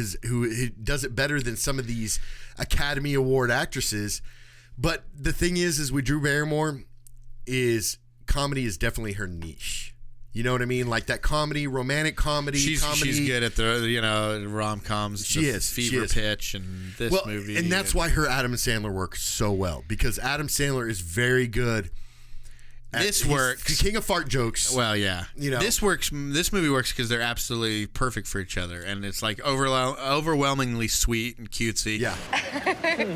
Okay, so tell me a little bit more about yourself. Okay. Well, I've won over 7 all-you-can-eat chicken wing contests. Really? Yes. And I'm a ballet dancer, but only in my bathroom. No, what do you want to know? Do you love me?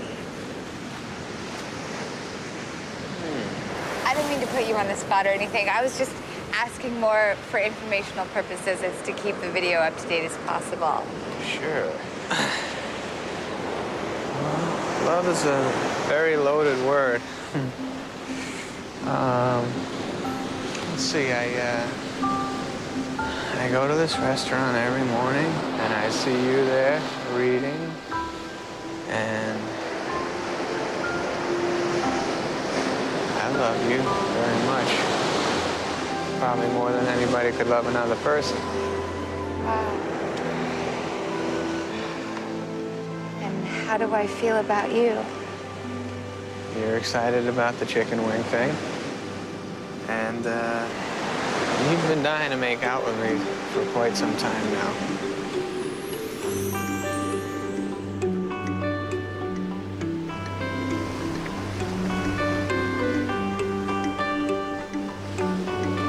Feeling better now? Nothing beats a first kiss.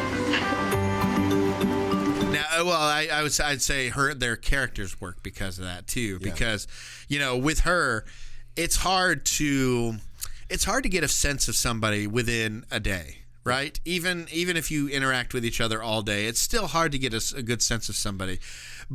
And for her, that's like every day with the Henry character. She has to get a sense of him every day. But if you meet somebody that's exactly in line with you, and it's that person that's like the one person in the world that's right for you, that's exactly right for you. You know what I mean? Yeah. It gets to I don't know. It's hard to explain. It's one of these things where they're absolutely perfect for each other, and it wouldn't have worked. This romance in the movie wouldn't have worked if he couldn't make her laugh with just random things that she said. Yeah. Because he'll just say something random, jokey, and everything, and she thinks it's adorable or cute, just in that moment and everything. Yeah. So it's hard to do that with somebody too. Like everything you're saying is clicking with that person. It's making them laugh and is endearing yourself to that person. And he's able to do it because they're exactly perfect for each other. At least their characters are. Well, have you ever? I haven't looked into this, but have you seen what Drew Barrymore has said about acting with Adam Sandler? I don't know either. I'm gonna have to look that up. She said something about. Obviously they've said that they want to grow old acting together and all that kind of stuff. I still think Adam Sandler looks at her completely differently than any other romantic interest that he's ever done. It's just that's how it is for me. But you look at a lot of how many child actors have done what she's done? She's I'd have to put her on par with being the queen of child actors. Yeah, I mean, she's successful as a 7 or 8 year old in E.T. or however old she was, as she is now in her 40s. Probably late 40s now, and now she's got her own talk show. Yeah. Well, and look I don't know if you've seen the talk show, but it's pretty cool because she usually it's like a lot of like reminiscent type stuff. Like she'll get Cameron Diaz and Lucy Liu on there. She'll get Jimmy Fallon on there. She has Adam Sandler on there many times. But this is what I'm saying. I mean, it doesn't matter. Steven Spielberg's got what she touches is gold. I mean, there's literally. I mean, I'm sure there's some flicks that were kind of questionable, like that one where she was like a runaway or something back in the early 90s. I want to say it's where she got that iconic pixie cut with the. I'm pretty sure that's Boys on the Side. Yeah, maybe. Yeah, I think so. Yeah, but it's. She's the hippie child. You know what I mean? I mean, that's what she coined. Really. Long story short, suffice it to say, Drew Barrymore is an amazing personality, an amazing person, an amazing presence, and definitely is one of these people that belongs in Hollywood. You have some people that they could do other stuff or whatever. Yeah. This woman, she belongs in Hollywood, and she does amazing things. Well, and the only reason I went off on Barrymore is because I didn't really touch on that so much, with Wedding Singer, but it's just because this is our Adam Sandler month, and we got to talk about Adam Sandler, but you just can't talk about Adam Sandler without Drew Barrymore. Nope, you can't. They go hand in hand there, and guaranteed there are going to be movies going on there. I mean, Adam Sandler's already said he's looking for their next movie together. Anyways, I wanted to get back to this real quick because her condition is perfect for this type of character, and this is why I think they needed to show that montage of girls at the beginning. It's because he is always this person that would be with a girl and then send her on her way. She had a great time. She maybe even fell in love with him, but he is, what do you call, hit it and quit it type of thing, where he was, send her on her way and move on to the next. And he wouldn't remember her and forget about her. So Drew Barrymore, her Lucy character in this movie, her condition is like a karma for him. It's like it is. I like that. It's a mirror of how he lived. Instead of him forgetting the ladies, he wooed and moved on the next day or whatever. I never thought about it that way. Yeah. So now someone he actually falls hard for and wants to be with, she doesn't remember him, leaves him every night, quote unquote, and. Every night and morning, he's left pining for the girl he fell for, just like these people that are talking at the beginning. And then the cycle begins again because he's in love with her, but she has no idea. Well, she comes up with the perfect explanation of this movie. And she even has an excuse that, like in the beginning, he said, this sounds like something I would tell a girl. Yeah. He hasn't even, she even has an excuse that's given to him where he's like, is this real? Which I'm sure some of the girls that he's given excuses say, is this a real thing? Yeah. You know, that type of thing. But she, I think the one line that she said in this movie perfectly describes this movie. Basically saying, you know, I want to meet the guy that makes me fall in love with him every day. Every day. And that's the point of the movie. You know, I wrote in here, the point of the movie is that you have to make an effort in a relationship and in a marriage. Yeah. You have to keep trying. You have to keep loving like it's the first time you met. You have to treat every day like you're trying to, like you want that person to know you love them. Like you want that person to love you back. That's the epitome of a rom-com. That's the epitome of a rom-com. Yeah, but I mean, like a lot of rom-coms, it could be about magical things and everything. But that's what you're right there. That's what rom-coms should be about. Yeah. But you know, it again, her line, that's my favorite part of the movie. I'm going to say that right now because I'll forget it, and I shouldn't forget it, but as Drew Barrymore does, I forget things. So, but just saying, you know, meeting a person and making them basically fall in love with you every day, you know, is the true definition of this film. I feel like, and you know, it is teaching you a lesson if you're not paying attention. And Matt just said it perfectly. With, you know, that's what you should be doing every day. Every day, day in, day out. You got to make the effort, and not one of us is perfect on that, you know. And every single one of us is guilty of doing that, getting complacent, you know. And you can't be complacent. I mean, look where they were at. They were in one of the most beautiful places in the world. Yeah. And for them to be in one of the most beautiful places in the world, and not be visitors, not be tourists, but, you know, people that live in the most beautiful place in the world, you know, one of the most beautiful places in the world. I would have wanted to go make this movie just to go spend a couple weeks in Hawaii. You know, it's like it's almost like, you know, some of these actors should pay the producers and the directors and the studios I think money it's been said to work too that like, yeah, I think it's been said that like all Adam Sandler movies have like such great locations. Like they're always like real beautiful places, whether it's Massachusetts and Hubie Does Halloween or Hawaii. I think he's done Hawaii a couple times. Yeah. Like just go with it with Jennifer Aniston. And like we always say, you know, the scenery is a character in a movie, you know, in this movie. And, you know, that's not the case with every single film that we watch, but definitely in a lot of the Adam Sandlers, I mean, he does tend to stay a lot on the East Coast, you know, in the same area. And I mean, that's just where he's from. That's where he knows, you know, him coming down to Texas to do a comedy. It's very unlikely you'll see him do something like that. You never know. I mean, maybe be awesome. The Ridiculous Six, maybe that was supposed to be in Texas or something, or maybe New Mexico. I don't know. Yeah. Is Drew Barrymore the only one Adam has ever sung to in a movie? Like wrote a song to? Because he's done it twice now. In The Wedding Singer, we had Grow Old With You.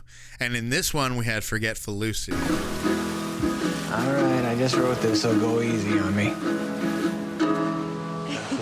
That was the place where I first saw your face. Liked each other right away, but you didn't remember me the very next day. Forget it's got a nice caboose. I used to trick you into pulling your car over so we could chat, but my favorite time was when you beat the shit out of Ula with a bat. We drove up to see Dr. Keats and found out why Doug always has to change his sheets. Forget Lucy, cracked her head like Gary Busey, but I still love her so, and I'll never let her go, even if while I'm singing this song she's wishing I had Jocko the Walrus's schlong. Forget Lucy, her lips are so damn juicy. How about another first kiss?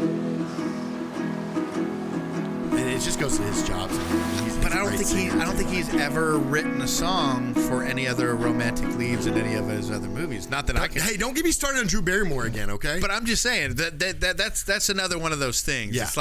It's like a thing where he's always, he didn't do it in Blended, which kind of I felt like broke the tradition. But I think she's the only one that he'll sit there and get a guitar and actually plays to during the movie. Maybe Jimmy Fallon did it in Fever Pitch. But we get a lot of great music in this film, just like we did in a lot of his previous films. You know what I mean? He if you notice, he doesn't ever do a lot of newer music. The music in this movie, because they took all like these popular songs like the Thompson Twins. They took a couple others. And a lot of Beach Boys. They turn them into steel drum songs. Yeah. These tropical Hawaiian sounding music. Yeah. Where I think steel drums though are more like the Bahamas and less Hawaii. But I don't know. It works because a lot of the steel drum sounds. It reminded me of like the ones that are in True Romance and stuff when I was listening to it. And I was like, that was a lot of these darker tone in that one though. Yeah. But I thought one of the most ridiculous things in this film, besides all his films are somewhat ridiculous in one way or another. Right. But the fact that this seems like the most ridiculous, outlandish plot though. And it actually ends up being the one that's like really close to pretty much exactly right. Yeah. But I think the most ridiculous thing in this, her dad and her brother were fishermen, right? Mm-hmm. They probably had the best house on the whole island. I don't know. There was a wide shot of it where all like the roofs were all rusted and crappy. But a lot of shore houses are like that because you have the salt water. And I'm not physically saying like the actual house, but where the house was. Oh yeah, the house, the dock, and everything. That was obviously somebody who that had been like a $40-50 million home. Either that or it's a legacy house. Yeah. It's one of these legacy houses that have been there for years and years and years. And now that the property value's up, they could sell for tons and tons of money if they wanted to. But they like they got their nice little piece of land there. Because we do find out, like, what in that George Clooney film, right, that there is royalty in the Hawaiian culture. Right. And the Descendants. Yeah, the Descendants. And it's very, very, very set up royalty. It's a very set up royalty system in the state. You know what I mean? Even though it's one of the... as part of the United States, it's still, there's a royalty set up there, and you would think that, people that have been living there their entire lives would have a house like that on that plot of land where it's like these fishermen that barely probably make, look at the vehicles they drive, things like that. This got to be a $40-50 when you home. have a lot of like, I'm not saying fishermen can't be rich. No. But I'm saying I think you have a lot of you have a lot of what do you want to say it? Native people there that won't sell the land for any amount of money because a lot of the population believes that Hawaii should not be a part of the U.S. It should be its own country. Yeah, that it should separate and everything, which is like it should. And I don't know if it should. Maybe it should. Yeah. It's obviously the U.S. wanted it for strategic reasons and all that kind of stuff, but it's. I don't know. That's a whole other conversation. Yeah. But we could get into. But I just thought that was kind of ridiculous. I was like, man, I'm gonna go become a fisherman in Hawaii and buy a gorgeous retirement that's home. That's got to be like handed down or something. You got this white family that's there. That obviously it's not a legacy property or anything like that. But that even I thought one of the coolest places was that cafe. I think I felt right like if I lived there. I would live in that cafe. I'd go there every day, retire. I'd want to go there and eat breakfast. Oh, yeah, go there, eat breakfast. And that's a real place. Can you imagine how packed that is all the time, either by tourists that want to visit it or whatever? Did you see the advertisement placement in this movie? Oh, man, I meant to look out for that. Well, I saw Spam and Reese's Pieces. Yep. And then there you have all the cans of Spam that are in the kitchen behind him, and then all the ones in the box where Doug's like, I love Reese's and Spam. Can I have it? Yeah, and sure. I know somebody. I know a plumber. He lived in Hawaii. He was from Hawaii, and the food there. I'm gonna get yelled at for this, but not knowing the name of it. But it's basically like a reverse sushi. Okay, so you've got the chicken, and you've got the rice sitting on each other, or not the chicken, but the Spam and the rice sitting on top of each other, and then it's and then there's it's weird the way it's set up. It's not rolled up like a piece of sushi. It's like a little patty. And oh man, I wish, but it's so good because Spam is a huge thing in Hawaii. Yeah. Canned pork. It's like who would that'll think? last forever. Yeah. I have Spam in my kitchen, I think, that I bought like 2 or 3 years ago, and I still got another 2 or 3 years left. And because I think we talked about this with the Whore and Heels girls, because they hate Spam or whatever. I'm like, man, there's so many things you can do with it. All right, so I just want to talk about a few things real quick because this is going to be a long episode. 2 scenes with Drew Barrymore. Now, I've talked about whether or not you're attracted to her or whatever. I think she's amazing no matter what. My wife's a blonde, so two scenes that I was just actually, oh my God, she is just drop dead gorgeous. Okay. The one where he's like, I've never seen you in the evening light. They're by that tree that she had wrecked on with her dad, and it was in the evening, and the way that he even says, I've never hung out with you in this light. The way that light hits you, it's just, and then it cuts to a shot of her. Wow, look, the bark is healing. You're gonna get there. I never hung out with you in the afternoon like this, in this lighting. Man, oh man, you look disgusting. Yeah. Well, I don't know how you get me to fall for that egg-shaped head every morning. Oh, all I have to do is slide on my designer jeans and just kind of wiggle in front of you. You go nuts. Why couldn't I have met you one day before the accident? Don't worry, because if you hung out with me for more than one day, you'd realize I'm a bore. Oh, well, I have news for you. Yes? It takes less than one day. You know something that hurt? Your damaged temporal lobe is causing me pain, and I'm gonna get you for that. It didn't really fit the movie, I think. I felt like it was he's like, oh, it's just disgusting. And it's funny because she is absolutely gorgeous. But it's one of these beautiful scenes that you don't really see in Adam Sandler movies. I think Hawaii has a lot to do with that. I'm sure you can find many different places, but for an Adam Sandler movie, you really got to get that beauty going because, otherwise it's going to be a lot of fart jokes and everything.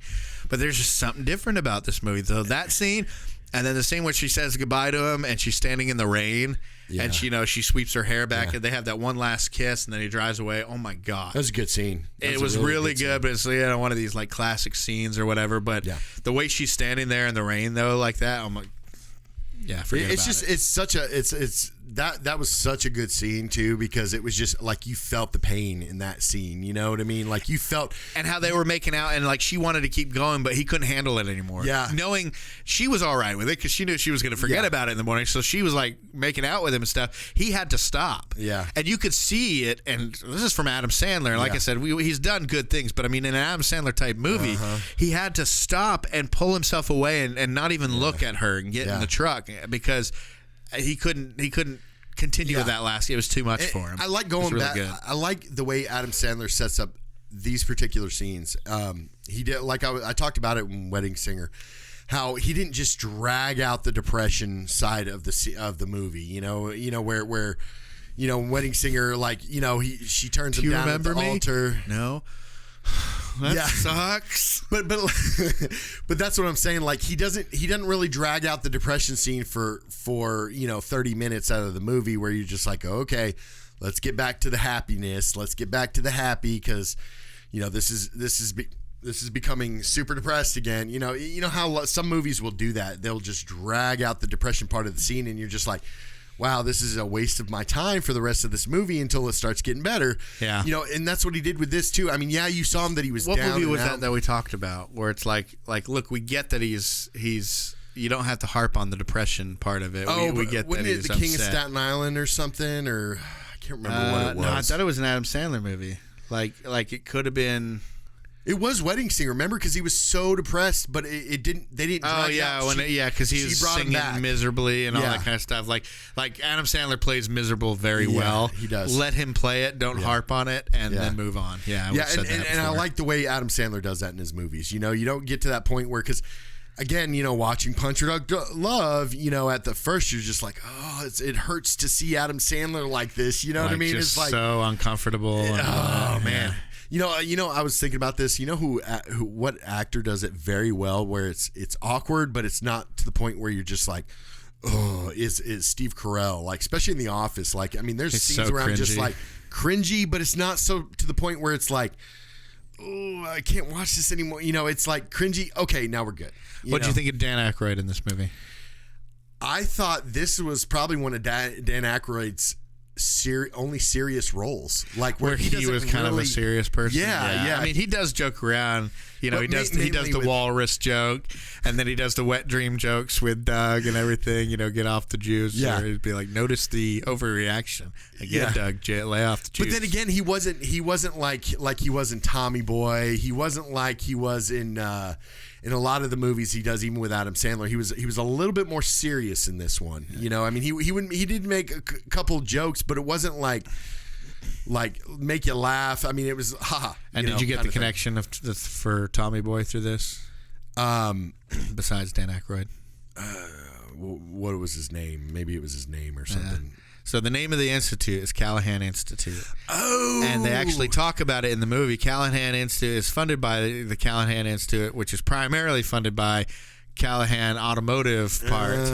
So if you remember Tommy Boy, his family was his business, his dad's business was the Callahan Auto Parts and everything. Yeah.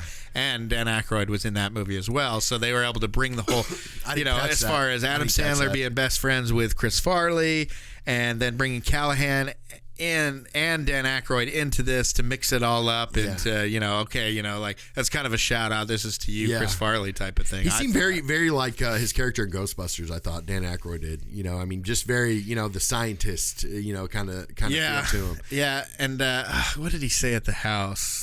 Besides the, I can't remember what he said besides, but yeah, he was kind of more just affable, just kind of playing along with everybody out of his own little jokes every once in a while. He mentioned that this thing was called Goldfield syndrome. That's not a real thing. Yeah. That doesn't exist. Yeah. It may have just been part of the joke whenever he said, you know, what did he say? He couldn't publish his findings because he kept forgetting, and she started laughing. He goes, "Oh, so your humor's still intact." So maybe that was supposed to be a joke because there's no such thing as Goldfield syndrome. Yeah. There is a real thing called interrograde amnesia, which they could have mentioned, but they made up one. I don't know. For whatever reason, but I just thought that was really interesting. But I liked having it's good having him as a presence. He doesn't have to be centered on him, but Overwhelming. it's nice to see Dan Aykroyd every once in a while. And it's maybe funny, that's a childhood thing. And plus, you know, Adam Sandler. I mean, again, he's very dedicated to his Saturday Night Live alums. You know, and Dan Aykroyd just happens to be an alum. You know, a prior generation to Adam Sandler, but you know, it's classic the way he brings it. You know, it's almost like you feel like Adam Sandler's got a lot of best friends. Yeah. You know what I mean? Like, these guys have to be extremely close for him Like to air them all. Peter Dante. Yeah. Again, in this role, another one that makes me laugh. And he's like, dude, she doesn't know who you are, brah. And he goes, oh, yeah, I suck at this job. I just kind of feel like he just does the same character in But every single film. it's still fresh and funny every time. I don't It's know funny or whenever he comes back in, they're like, Hey! Can we help you, sir? Yes, I have an appointment. What's your name? My name, Dude, he forgot his name. I feel bad for him. Just go on up, sir. And good luck with that memory problem. yeah, thank you. And it's funny because I think you're like with Peter Dante as I am with Alan Culver. You know, like Probably. everything he does in every single role, but both those people kind of play close to the same character every single film. yeah, Peter Dante is funnier to me. Alan Culver is a little on the nose sometimes. You see, it's but- totally opposite for me. Like Alan Culver, I like him because, again, he plays a lot of the same roles, but I mean, the guy looks like he's having fun the entire time. Yeah, they did a redo back in October, I think. Adam Sandler was on the Drew Barrymore show, the talk show, and everything. But he called her up, FaceTime her with a little ukulele, and she had a blonde wig on. And so they're like, "Oh, hi, Henry." He goes, "Hey, Lucy, this is Henry. I'm your husband. We've been married for about 30 years now," or whatever it is. He's like, "We're going through something called the coronavirus." You know, whatever. Or is talking about, you know, there being an epidemic and all these different things that are happening. And then 10-second Tom, Alan Covert calls in. He's looking old and everything, but, you know, he does his little spiel and everything. But it was kind of a cute little thing. Yeah. real quick, getting into the wrapping this stuff up. We talked about how at the beginning we talked about the anterograde amnesia. You're still storing memories, you just can't access them, right? So another part of this movie where it all sounds made up, but this is actually a very accurate movie, is the paintings she does at the end. Yeah.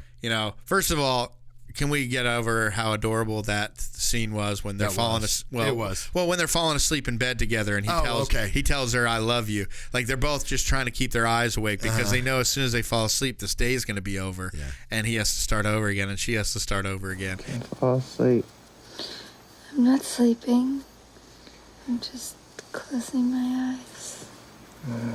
I'll go downstairs. No. I'm just resting. Lucy, Yeah. will you marry me?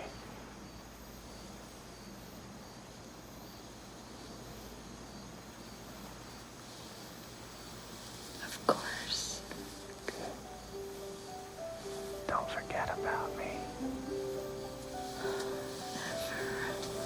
And so he's like desperately, they're sitting there talking, and he's like, "Okay, I'll go downstairs," and she goes, "No, wait, you stay a little longer." And then he just very softly is like, "Will you marry me?" And that's when she first opens her eyes, looks at him, and she goes, "Of course I'll marry you." Yeah. And everything, and he's all. So I thought that was uber sweet and everything. But yeah, that moment at the end where Lucy, he's coming through, he's like, "Do you know who I am?" She goes, "No," and he's like, "That sucks." And and she goes, "What's your name?" He's like, "Henry." And she goes, "Can I show you something?" Yeah. And then we see all the paintings. So that I think shows that she fell in love with him.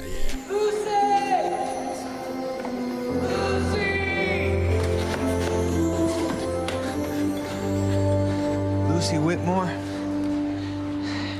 can I ask you a question? Do you have any idea who I am?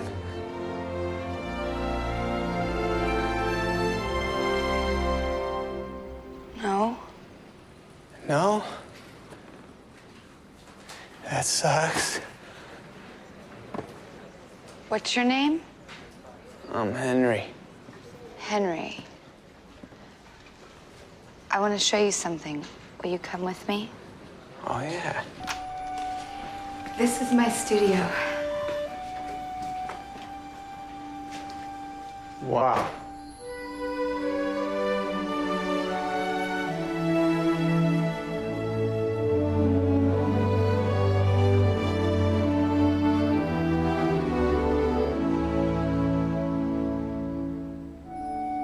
I don't know who you are, Henry, but I dream about you almost every night. Why? What would you say if I told you that notebook you read every day used to have a lot of stuff about me in it? I would say that makes a lot of sense. You erased me from your memories because you thought you were holding me back from having a full and happy life. But you made a mistake. Being with you is the only way I could have a full and happy life. You're the girl of my dreams. And apparently I'm the man of yours.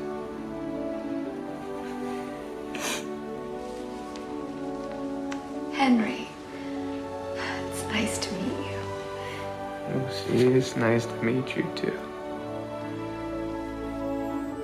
And it shows that she was storing those memories and that she was remembering, because there's the joke throughout the whole thing. I wish I would have known you a day before I wish I would have met you the day before the accident. Right. And he's like, you say that all the time and everything. And first kiss, you say that all the time. Yeah, the nothing like a first kiss and everything. But it's He almost seemed annoyed the last time she said that. Yeah, he's like, come on now. But it's so sad and so beautiful at the same time. It's like she's obviously in love with the guy, and he's obviously madly in love with her. And even though there's this illness keeping them apart, it shows that even if they have to keep waking up every morning for the rest of their lives with her not remembering him, she'll still know him. Yeah. She'll still trust that he's telling her the truth. She'll still be able to give him a good morning kiss 10 minutes after watching the video like she did at the end, and to be okay with it, knowing that easier. Yeah, like she doesn't know who he is, but she does. She doesn't know him by sight or whatever, but she feels him. And if this was a tragedy, I think what she'd do is she'd write something bad about him in her journal. You know how she erased everything by taking everything of. Knowing that he would try to maybe come back after she had forgotten it, she'd write something bad so that she truly stayed away from him and truly let him live and was like, man, that would be like a horrible tragedy. Oh, yeah. Don't you think that's what somebody would do if they truly wanted you to erase you? Because you could erase somebody all you want, but they can just come back and do the same thing they did before and meet you again for the first time or whatever. But I thought, that's the horrible part of me thinking like, oh, I wonder how you could make this a tragedy. Yeah. Like you could really make this a tragedy if, she wrote an awful thing about him that he could never get past, like so, I don't know. It'd just be interesting. Yeah. It'd be terrible, but it'd be interesting. Yeah. So anyways, did you enjoy this movie? I love this movie. I love this movie. This is my favorite Adam Sandler movie. It's my favorite rom-com.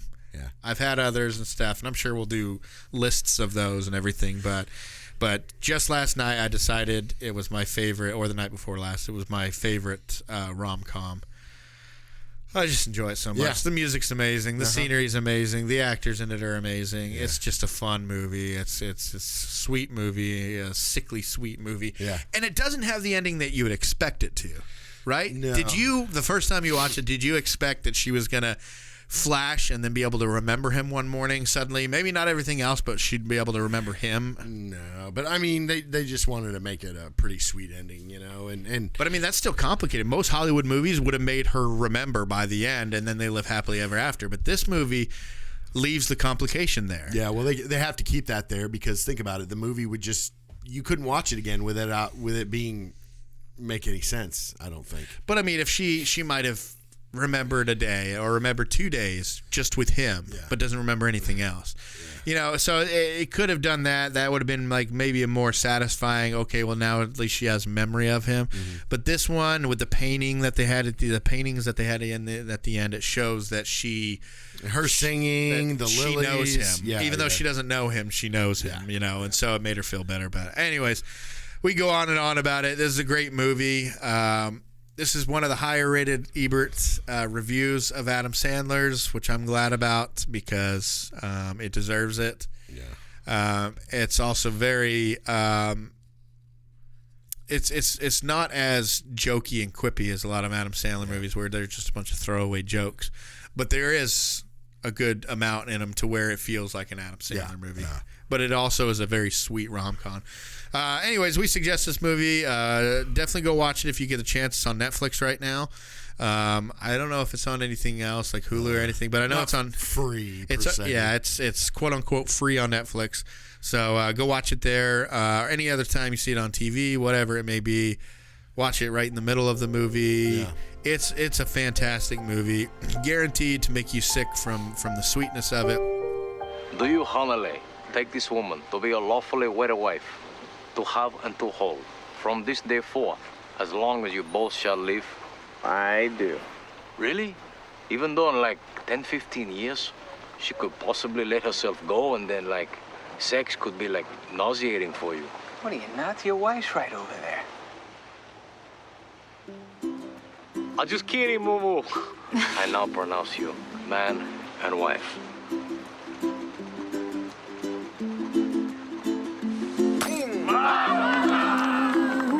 If you guys want to get a hold of us, we're on all social media at The Post Credit Podcast, except for on Twitter. We're at The Post Credit.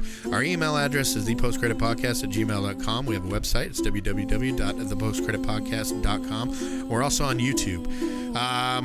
We appreciate you guys sticking with us through this Adam Sandler month. We had a blast doing it. I'm glad that you suggested it.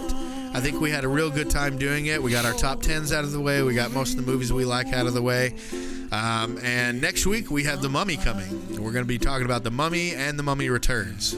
So stick with us on. So we'll do The Mummy and then we'll return to do Mummy Return. No, we're gonna do both of them in the same episode because I know you're like me.